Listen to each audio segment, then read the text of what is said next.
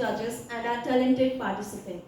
It is with great pleasure that I welcome you all at Modern School Greater Noida for Inter-School Debate Competition.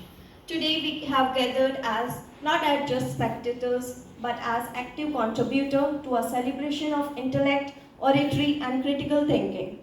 Our participants have worked tirelessly and we eagerly anticipate the intellectual feast that waits us. So without further ado, let the exchange of ideas begin.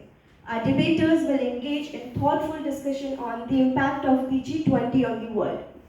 Before we proceed, as our judges already introduced themselves, I want to give gratitude to our esteemed panel of judges, Dr. Upasna and Mr. Malik, who have graciously accepted the responsibility of evaluating our participants today. Now, without wasting our time, let's dive into our first debate. So I would like to call MSGN 004A and MSGN 011B on the stage. Please take the mic.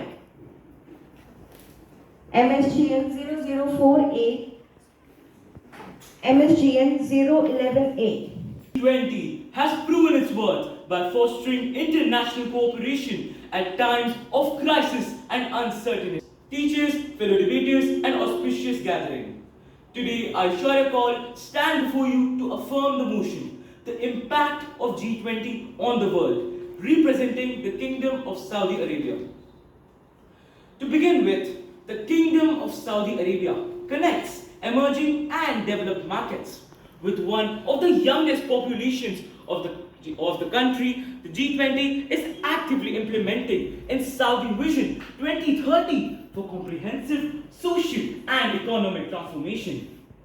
The G20, a dynamic assembly consisting of 19 diverse countries, has brought a significant change to international politics and addressing global challenges. Are here to make a difference, to either improve the world or worsen it. And whether or not you consciously choose to, you will accomplish one or the other. This is a famous quote of Richard Goodrich, and it clearly talks about how we look at the impact of our actions, positive or negative. Ladies and gentlemen, esteemed panel and fellow debaters, today I, Shubham Ghosh, will be speaking against the motion that claims that the G20 has had a significant positive impact on the world. Impact? Well, I agree. But positive? No, I don't agree. While the G20, a group of 20 major economies, has garnered much attention and acclaim, I firmly believe that the impact it has had on the world is not as substantial and positive as its proponents suggest. I will be putting some points forward to justify my claim. First and foremost, the G20's primary focus has been on economic matters, often to the detriment to other pressing global issues. It was established in the aftermath of the 2008 financial crisis with the aim of addressing economic challenges. The narrow focus of economic growth has led to a neglect of other. This isn't the idea. Impact, however, comes from action. Well, friends, all G20 countries are thread together with a common idea, and their actions will definitely have a positive impact. An exceptionally good morning to all present here. My name is Myra Kurana, and today I shall be speaking on the motion, the impact of the G20 summit on the world. Undoubtedly driven with such an impactful quote, I shall be speaking for the motion. The G20, as we all are aware, is the Group of 20, the premier forum that was formed after the 1999 Asian monetary crisis to ensure international economic cooperation, stability and sustainable growth, and regulations to reduce the risks of any future economic crises. Did you know that the G20 is represented by some of the most powerful countries across the world, and it accounts for roughly 85% of global GDP, 75% of global exports, and about 80% of the world's population? This is the impact that the G20 has. And I would like to bring to light the fact that I have just started with mentioning the positive aura it has created across the world.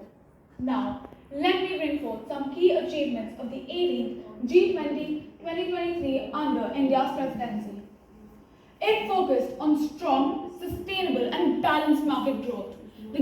Other global issues. Greetings to the jury, my fellow debaters, and the auspicious gathering. Today, I, Kabra, as a delegate of Sri Lanka, would articulate against the motion. First of all, I'd like to dismantle the fallacious claims made by my fellow opponent.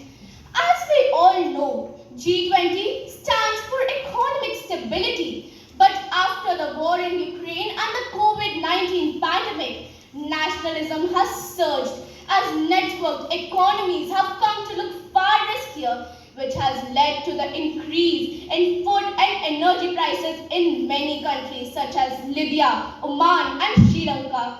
I would like to take my own country as an example. Recently, in the year 2022, there was a food shortage crisis in which more than an estimated of 6.3 million people suffered from severe food insecurity. By this, we can transparently see the stability of the economy. Is this not enough to say the economy is not stable? As from our opponent's perspective, maybe the economy is rising. But is it for all the nations? Is it enough if it only happens for the developed nations? What about the countries that are suffering from poverty? It's time G20 One Future is the theme of the G20 summit. Good morning, respected judges and my fellow competitors. I am Radhan Srivastava of class 6 and today I am here to discuss the pros and cons of the G20 summit. G20 from the year it has begun has helped us build and sustain prosperity. It has also resolved the World Bank and IMF. This gathering involves the 20 of the most influential economies coming together to deliberate on matters of the global economic significance. Stand here against the motion of G20 summit in India. The G20 summit in India was unable to achieve much beyond symbolism and rhetoric. It also exposed the limitations of India's global leadership and also highlighted the need for a more effective and inclusive multilateralism for tackling common challenges facing humanity. Two key invites, China's President Xi Jinping and Russia's President Vladimir Putin did not meet the summit in person, citing health and security reasons. This was taken as negative as both leaders had great power in the world stage. The G20 summit in India was held at the newly built Bharat Mandapam, a grand convention center that reflects India's both cultural and architectural heritage. The agenda included topics such as gender equality, terrorism, and digital transformation. My name is Akshay Kumar. I am from class 8 and today I will be representing my school on this debate competition for Against Motion. G20, also addressed at Vasudhaiva Kutumbakam or One Earth, One Family. And I am glad to born in a country which has high respect in society and in the eyes of world.